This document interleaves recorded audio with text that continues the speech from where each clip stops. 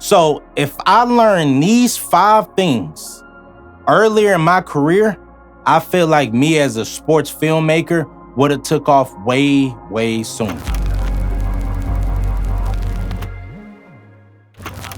There are 5 things, in my opinion, that I should have learned sooner. If I would have realized these things, my videos would have been so much better. My recognition would have been so much higher.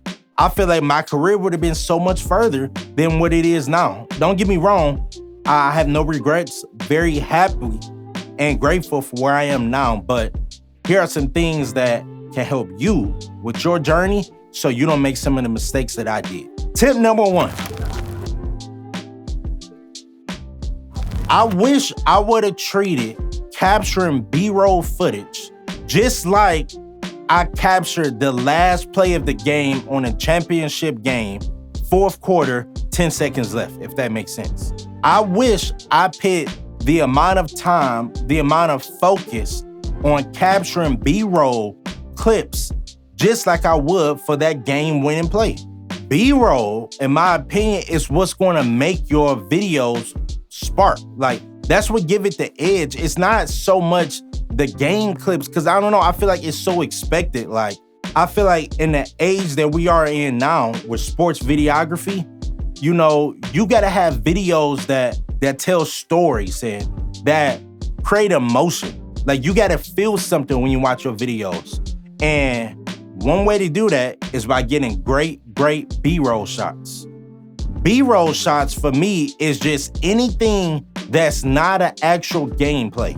So warming up in the locker room, pre-game workout, plays, super close-up angles when the play is over and players are walking to the sidelines, following the ball on certain angles to get like sweet effects and things that you can do. Basically, anything that's not the play is B-rolls, okay?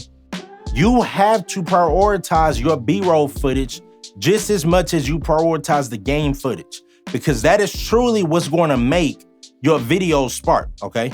And you only have so much time to get B-roll. The game is the majority, right? You're going to be shooting the game full quarters, nonstop. You have such little time to get B-roll, so you have to prioritize. You got to have a plan. You got to have a shot list before. You got to pre-production your games. You got to really have an order of things that you want to get so your videos come alive. You need the best angles. You need the best exposure. You need the best stabilization shots. It can't be jerky. It can't be moving. You have to truly get the best shots when you film B-roll. Tip number two. I wish earlier in my career, I would have used a larger aperture. I'm telling you, my second year filming sports videos, I literally tried to use the lowest aperture for like 90% of the season. I'm like, man, if I could film this in 2.8, it's gonna have the most blurry background and it's gonna look so cinematic and it's gonna be the best, right? Don't get me wrong.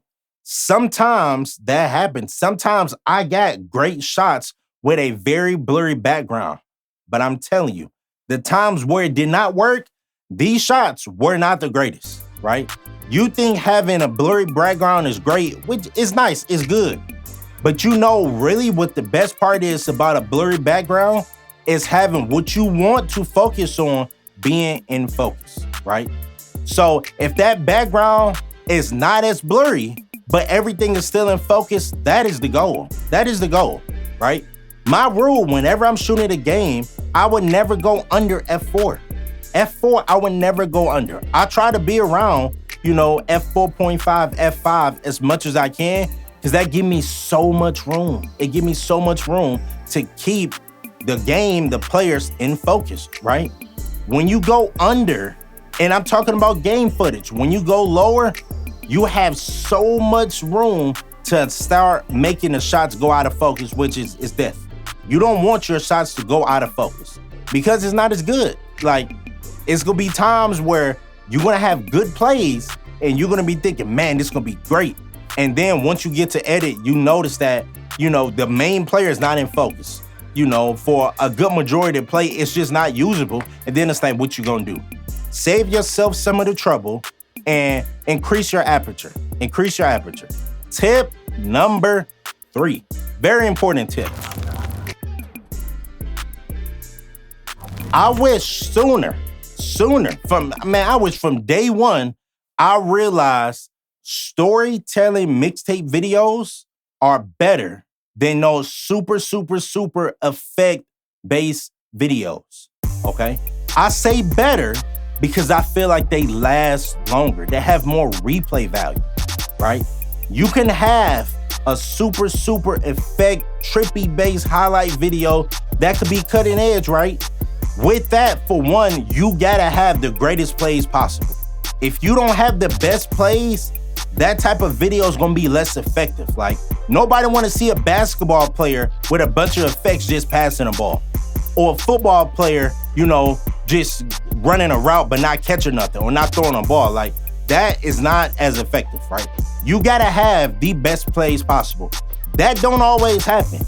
Sometimes, it's okay to implement that a little bit more when you have those options, but that's not always the case. Storytelling videos, for one, are longer lasting, more replay value. I feel like more people are going to adapt to it. You don't have to be the greatest football fan to watch a good story video and feel emotion, right? Like, we're not creating content, we creating emotion. Storytelling videos will make that happen. 2, they are easier to shoot. I've done videos where I only had 2 great plays the entire game. Only 2 good plays, right? Football-wise. However, because of the story that I created, it was still an amazing, well-received video because of all the B-roll shots that I used, the sound design that I used, the way I transitioned everything. It was still a great video. Imagine if I was just doing a super highlight-based video. It would be nothing. It would be nothing. So I wish I prioritized in the beginning telling stories, getting sound bites from players, getting more crowd noise, focusing more on the sound of the game that I'm capturing, not just everything game-wise, really trying to tell a story, thinking about the intro, thinking about how it's gonna end, I wish I would've did that closer in the beginning, but I do it now, so I'm good. Tip number 4. I wish, and this is a tricky one, but this is what I wish, right? I wish I understood how important it is to get as close to the players and to the action as possible. And that's tough because if you get too close, you miss stuff, right? You miss some of the play. You have to balance it. I just gotta be honest with you. It's so many times I'm editing a video and I just wish I was closer. I just wish the closer you are to the subject, right, the more blurry your background is going to be in general. We already talked about higher apertures, but I'm just telling you, if you're closer up to a subject, your background is going to be much blurry.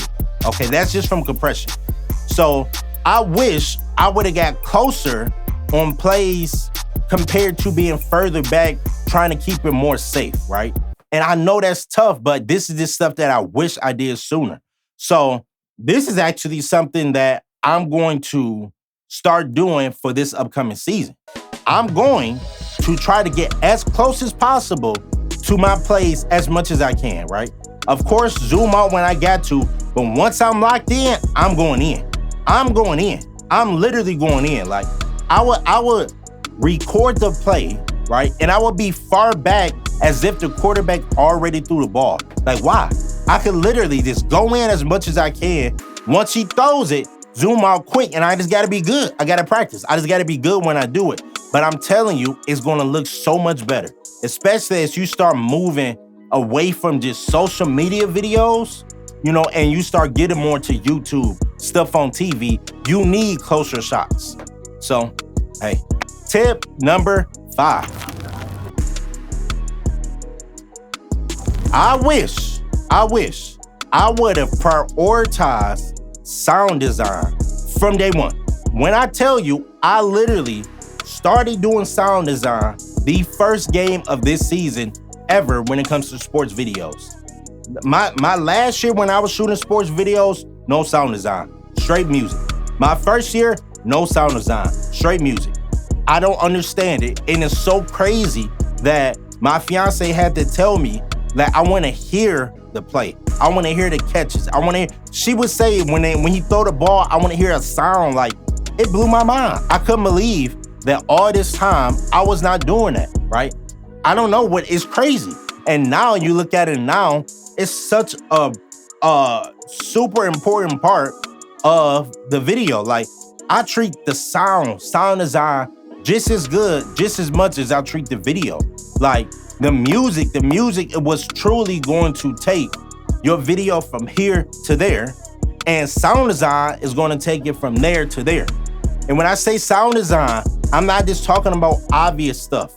I'm talking about just this sounds and music that helps the video visually be heard, right? Like, when you have certain effects and you add different whooshes.